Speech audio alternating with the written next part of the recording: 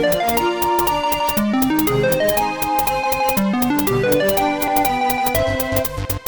guys, welcome to Bastion Time. I am your host, Bastion. This is Nintendo News.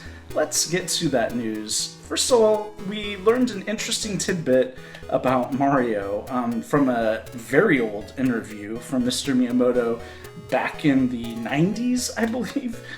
It's only recently been translated, and they were talking about how usually when creating video game characters, you want to do things like create these elaborate backstories and things like what kind of food do they like and what's their favorite color and all that kind of thing. And Miyamoto said we didn't want to do any of that with Mario. We felt like he was a blank slate and we didn't really feel it was necessary to make up all this stuff about him. The only thing that we kept to is that his age is 24 or 25. What? he does not look 24 or 25. He looks older than me, and I'm older than 24 or 25, so I don't know if maybe there's some disconnect between what they intended for his age and what they intended for him to look like and what he was eventually drawn as, or because it was 8-bit graphics, you couldn't tell what age he was, and then, I don't know. The point is, none of us were expecting that. We've all thought that Mario was middle-aged, right? He looks middle-aged, so I don't know. Anyways, that is blowing my mind ever since I read that interview. If you want to read more about it, there's a link down there for you. Speaking of Mario, you might remember that last Halloween I did dress up as a kind of modernized version of Mario. Stay tuned to see what my Halloween costume is that's related to that this year. So it seems like it was just a few weeks ago we were talking about BS, The Legend of Zelda. No, BS does not stand for what you think it does.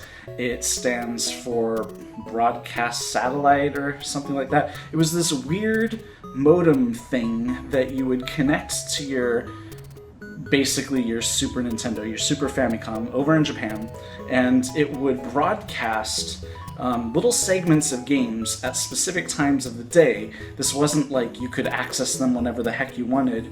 No. It was very specific, the times that they would air, because they would include live voice acting that was then broadcast as well during that same time. And because of this whole live voice acting aspect, a lot of these games have not made it stateside, and there haven't been any successful fan translations of those because that would require recording English voice acting for this stuff, and all that stuff is basically lost to time. Nobody knows exactly for sure all of the voice acting that was there, so it's kind of lost. But a fan did sort of try to recreate that voice acting and the original BS Legend of Zelda, which is a modified 16-bit version of the original Legend of Zelda, and include that voice acting. And I was kind of harsh. I said I was really looking forward to playing it because, hey, it's a Zelda game, I gotta play a Zelda game that I've never played before, but the voice acting was...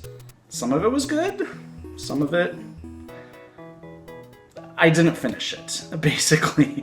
It was a bit cringeworthy for me. So, now we've got an announcement that that same group has now done BS The Legend of Zelda Ancient Stone Tablets, which is a version of A Link to the Past. It uses the same basic overworld as A Link to the Past and all these things. And anyway, I don't know if I'm ever going to play it, since I never even finished BS The Legend of Zelda.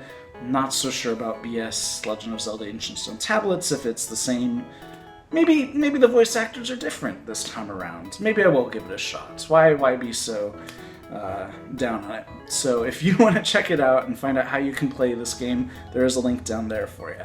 AIRBNB is taking the world by storm, and one place that it is definitely prevalent in is Lisbon, Portugal, and kind of specifically for one particular location, which is this fellow sort of modified his flat or his apartment or whatever word you want to use for it to look like, well, it has tons of Nintendo stuff in it, but also even the decor is very Super Mario Bros. He's painted all the pipes green in that very specific color of green. It's very cool looking. If I had any plans to visit Portugal my goodness, I would be staying there for sure. If you want to look at all of these amazing pictures, and they are just that amazing, there's a link down there for you. And that's it for this episode of Nintendo News. See you guys in a couple days for more news. Bye, guys.